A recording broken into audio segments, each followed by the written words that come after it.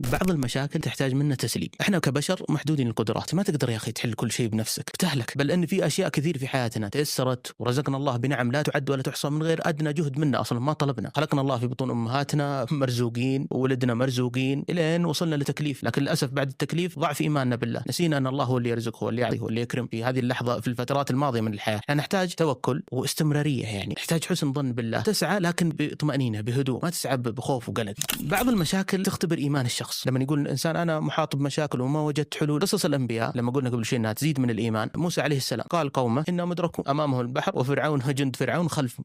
يقول قومه يعني كأنهم يقولون يا موسى ورطنا، يعني احنا مدركون خلاص، هذول جابونا البحر امامنا والعدو خلفنا، وين نروح؟ في هذيك اللحظه فعلا الاسباب والظروف المحيطه تقول انه ما في حل بنظر البشر اللي موجودين، لكن بايمانه بقدره الله قال كلا ان معي ربي سيهدين. ايش اللي حصل؟ البحر انشق وعبر البحر واغرق الله فرعون وقومه. اذا وصلنا لايمان موسى ممكن ان الله يشق لك البحر الان.